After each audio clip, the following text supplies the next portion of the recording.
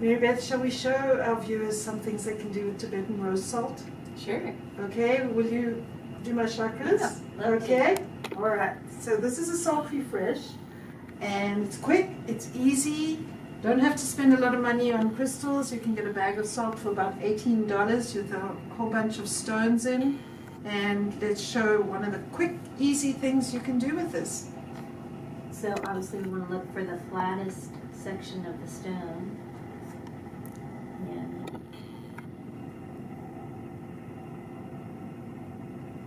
focus on the crown and the third eye.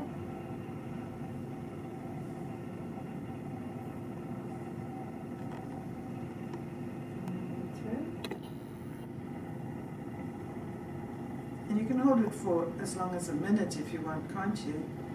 I think the longer the better. For me.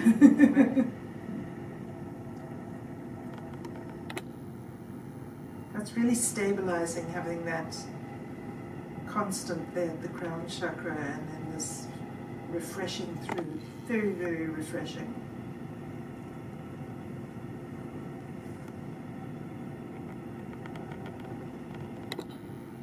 Really changing my breathing. Me too. Yeah, that's a great thing with crystal work. Both the practitioner and the client get great benefits simultaneously. For the root. Well, that's nice, because one always wonders, how am I going to get this onto the root chakra? But of course the legs are all part of the root chakra.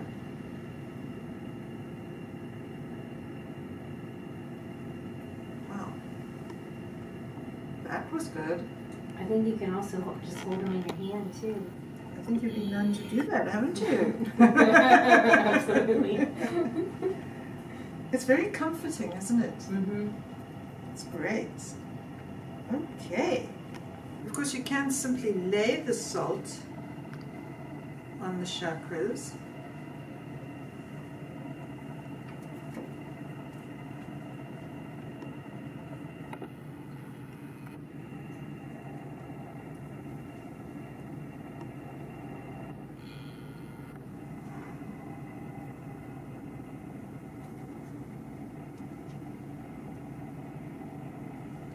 And that's going to work too.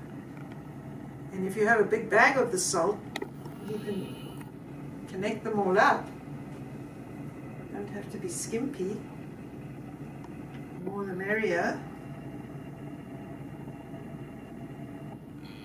How's that feel? Fabulous. It is fabulous, isn't it? Mm-hmm. Yeah, it's fantastic. But I have a new trick with the salt. That is to actually scrub the energy field with the salt. This is going to be fantastic. You literally just scrub. And we've all heard of a salt scrub. We use it on our bodies, but you can actually scrub the energy field. And I've been using this a lot, and it's very, very helpful because it cleans off all the stress and noise that gets imprinted on the energy field as we're going through the day. And it is extremely refreshing and invigorating. And it's just a scrubbing action, and you just scrub, scrub, scrub. And the underneath, the soles of the feet, they like a good scrubbing. How's that feel, Mary Beth? It really feels great. Can you describe it in any way? Well, as soon as you started scrubbing, my whole neck released and I relaxed a whole nother way. It was amazing. That's right, because we don't realize how much of what's happening in the day is making us feel tense and uncomfortable. And the salt, literally, you can use it to scrub that clean. Thanks, Vivien. So you can also scrub the face of a chakra. Now, where's the face of a chakra? The face of the chakra is the part that's coming up and facing you. So if it's the second chakra, you can put a clock face over it, and then that is the face of the chakra. And that's where you'll scrub. And this is very helpful for if you want to scrub the root chakra. Just imagine that clock face like so, as the root chakra is coming down towards you and opening up, and then that's where you'll scrub. And you literally scrub the face of the chakra, and that will have a different and additional effect to scrubbing the rest of the energy field. Can you report on that, Mary Beth? Yeah, I just had about 3 breathing releases because it just created a whole nother dimension of relaxation. Especially with the root chakra and then also the crown chakra. So here you'd hold the clock face like that to imagine there is, and it would be this way, and then I can just scrub along the face of the chakra there, like that. There we go. And so that's one way to direct your scrubbing, is to make sure you scrub the face of each chakra.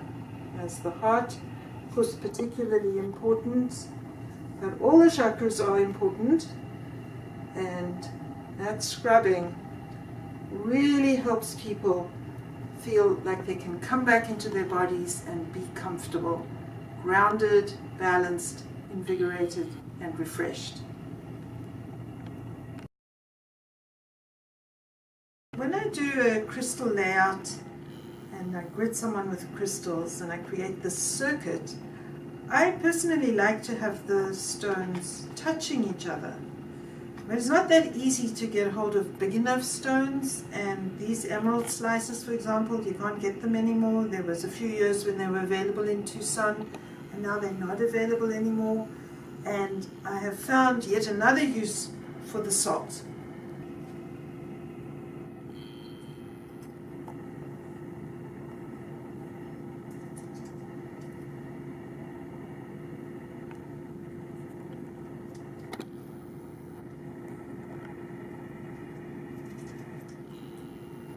So this use of the salt is to connect up small or tumbled stones to give that connected effect to your crystal circuit.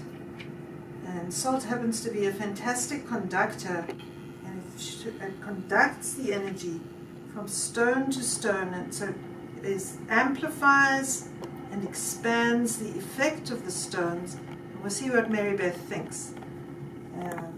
So now that we've got the salt connecting everything up, what do you think, Mary Beth? Is it having an effect?